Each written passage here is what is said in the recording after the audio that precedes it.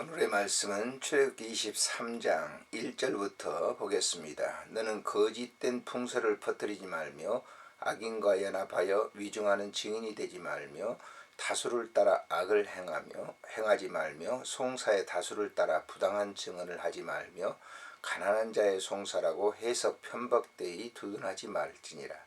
내가 만일 내 원수들의 길 잃은 소나 나귀를 보거든 반드시 그 사람들에게 돌릴지며 내가 만일 너를 미워하는 자의 나귀가 짐을 싣고 엎드러짐을 보거든 그것을 버려두지 말고 그것을 도와 그 짐을 부릴지니라. 너는 가난한 자의 송사라고 정의를 굳게 하지 말며 거짓 일을 멀리하며 무죄한 자와 의로운 자를 죽이지 말라. 나는 악인을 의롭다 하지 아니하겠노라. 아멘. 하나님께서 모세에게 이스라엘 백성들이 가나안 땅에 들어가서 이렇게 살려고 할 때 그들에게 질서를 위해서 공평한 이 생활을 하라라고 하는 말씀을 주고 있습니다. 사실 이 세상은 얼마나 불공평한지 모릅니다. 사람들이 살아가는 삶의 현장 속에서는 불공평한 일들이 너무 많이 일어나고 있습니다. 그 불공평한 일이 많이 일어나고 있는 그 원인이 뭘까요? 이 모든 세상의 이것들을 소유 혹은 어떤 이 직위에 대한 것이라든지 그런 것들 때문에 일어나는 일들입니다. 모든 만인이 평등하다라고 하는 하나님의 원리는 하나님께서 창조를 하셨고 하나님께서 모든 만물을 주셨습니다. 그 모든 만물을 잘 다스리고 또 잘 이렇게 관리하는 것이 사람들에게 주어진 본분이죠. 그러나 사람들은 그렇게 생각하지 않습니다. 자기가 가지고 있는 모든 것이 자기의 소유인 것처럼 생각을 하고 또 자기가 살고 있는 삶의 현장 속에서 일어나는 그 모든 일들 중에 자기가 뭔가 다른 사람에 대해서 비교의식 속에서 부족하다고 하는 것을 그리고 혹은 자기가 우월하다고 하는 그런 것들이 있기 때문에 그걸 평등하지 않게 대하는 것이죠. 하나님은 모든 것을 평등하게 주었습니다. 그러나 인간이 그것을 관리하면서 소유의식과 그러한 것들 때문에 불평등하게 생각을 하게 되고 또 그 생각을 갖게 되는 겁니다. 그래서 우리가 가정에서도 우리 형제지간에 살 때도 그렇잖아요. 형제들에게도 그 삶을 살아가는데 나는 왜 이럴까? 나는 형보다, 나는 어떤 동생들보다, 나는 왜 이렇게 뭔가 부족할까라고 하는 거예요.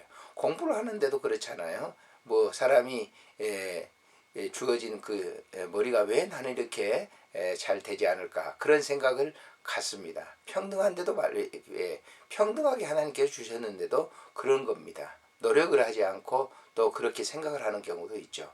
또 사회 살아가는 삶의 현장 속에서도 물질이라는 것이잖아요. 나는 왜 이렇게 부족할까? 나는 왜 사람들에게 그 많은 사람들보다 갖지 못했을까라고 하는 점에 불공평.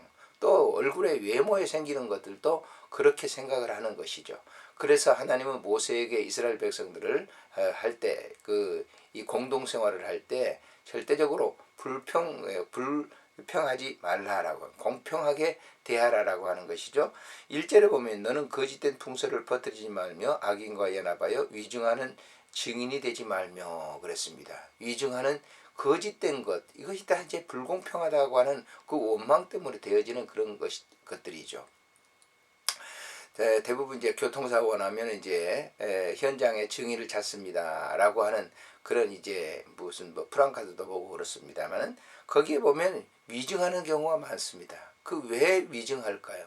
그것은 자기에게 이권이 있기 때문에 다른 피해자, 가해자의 속임수에 의해서 피해자에 대해서 많은 해를 주게 되는 것이죠.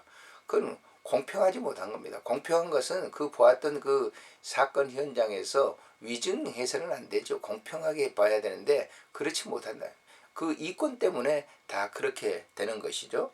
2절에 보면은 다수를 따라 악을 행하지 말며 송사에 따른 다수를 따라 부당한 증언을 하지 말며 이것도 동일한 것입니다만은 우리가 무슨 데모를 한다든지 이런 걸 보면은 이제 운동권 있는 사람들을 보게 되면 그 자기 그 이 군중 심리에 의해서 따라가는 경우가 있거든요. 냉철하게 그 보는 그런 눈이 어둡기 때문에 그런 겁니다. 공평하다면 그렇지 않겠죠. 그런 사람들의 다수에 의해서 군중에 의해서 자기의 자신을 갖다가 이렇게 쏠리는 그런 일을 하지 않겠죠. 공평한 분석을 통해서 이루어진 일은 하나님이 주어진 양심에 의해서 되어지는 것이기 때문에 그러는 것이죠. 4절에 보면은 내가 만일 내 원수의 길리는 소나 나귀를 보거든 반드시 그 사람에게 돌려주라 라고 하는 겁니다. 자기 것이 아닌 것은 다른 사람들에게 돌려주는 그런 그 분배 정신이라고 하는 것도 공평한 것이죠. 자기 것이 아님에도 불구하고 그것을 숨기거나 하는 것은 바르지 못한 그런 삶의 행태이기 때문에 그렇습니다. 5절에 보면 내가 만일 너를 미워하는 자의 나귀가 짐을 싣고 엎드러짐을 보거든 그것을 버려두지 말고 그것을 도와 그 짐을 부릴지니라. 역시 다른 사람이 어려운 일을 당할 때도 그 부분 속에서 내 삶을 나눠주는 거, 이 공평한 거 아니에요? 공평한 삶인 것이죠. 그런데 대부분 사람들은 그렇지 않다라고 하는 것이죠. 다른 사람이 사촌이 우리나라의 속담에 그 논을 사면 배가 아프다라고 하는 것이 뭡니까? 바로 그런 것이죠. 다른 사람이 잘 되고 다른 사람이 하는 것은 좀 시기심을 가지고 있는 경우도 있고 다른 사람이 어려움 당하는 걸 보면은 좀 이렇게 좋게 생각하는 그런 그릇된 생각을 가진 거, 이것들도 공평하지 못하기 때문에 그런 거예요. 분배라고 하는 것은 굉장히 중요한 것이죠. 내가 소유하고 있는 것을 나보다 못한 사람들에게 나눠줄 수 있다라고 하는 이 분배도 공평한 그런 삶을 위한 것입니다. 우리가 봉사를 하게 되는 경우도 그렇잖아요. 자기가 다른 사람보다 더 소유한 것을 분배하는 것도 역시 공평한 그런 삶의 일이 아닐 수가 없습니다. 우리가 병원에 가서 이렇게 봉사해 보면은 많은 이 병자들이 많은 환자들이 있습니다. 그런 사람들이 그 부족한 그런 사람들이 그 연약한 그 부분들을 갖다가 자기가 가지고 있는 것으로 돕는 거, 분배 정신이죠. 이런 것들이 이제 공평한 삶 속에서 이루어지는 그런 하나님의 그 귀한 우리에게 주어진 선물이라고 볼 수가 있는 것입니다.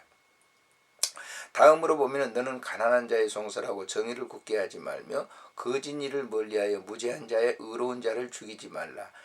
나는 악인을 의롭다 하지 아니한다. 악한 사람들, 이 거짓 일을 갖다가 해서 무죄한 자에게 어려움 주는 사람들은 악하다라고 하죠. 거짓을 말해서 다른 사람에게 어려움 당하게 하는 것, 그것도 바람직하지 않다라고 하는 것이죠. 또 그리고 그 다음에 8절에 보면은 뇌물을 받지 말라라고 하는 것이죠. 우리가 법관들이 올바른 재판을 하기를 원합니다만은 공평하지 못한 재판을 하는 경우도 굉장히 많습니다. 그래서 이러하니 왜 공평한 재판을 못할까요? 그 뇌물 때문에 그러는 것이죠. 많은 어떤 뭔가 자기에게 이득이 있는 것이 있게 된다고 하면 이 약자들에게 분배하지 못하는 그 약자들을 어렵게 더하게 하는 피고인들을 더 어렵게 하는 그런 재판을 할 수밖에 없는 것이죠. 그래서 재판관들은 뇌물을 받아서는 안 된다라고 하는 거예요. 눈을 어둡게 한다라고 하는 겁니다. 오늘날 우리가 세상을 살아가는 데 있어서 공평한 분배라고 하는 것은 매우 중요한 것입니다. 우리는 못 가졌다, 못 배웠다, 내가 건강치 못하다, 나는 왜 이럴까라고 하는 그런 내게 부족한 것만을 생각할 때 불평할 수 있고 불공평한 그런 그 생활을 할 수밖에 없죠. 그러나 내가 가지고 있는 이것들이 다른 사람이 갖지 못한 그런 그 부분들이 있다고 하면 그것을 나누는 거. 사실 그렇지 않습니까? 우리가 가지고 있는 것들이 얼마나 많습니까? 그것을 나누는 내 소유를 다른 사람들에게 나눠줄 수 있는 그런 이 삶이 공평한 거단 말이에요. 내가 가지고 있는 것만 나는 부족한 것만 있다라고 하는 그런 것을 생각할 때 또 대하는 삶이 그렇게 불공평하게 대할 수밖에 없죠. 그래서 하나님은 모세에게 공공의 질서를 위해서 공평한 삶을 살아야 된다. 그들이 가나안 땅에 들어가서 행동할 때 그 모든 것을 분배하고 살아가는 삶을 위해서 이 공평한 삶을 말씀해 주고 있는 것입니다.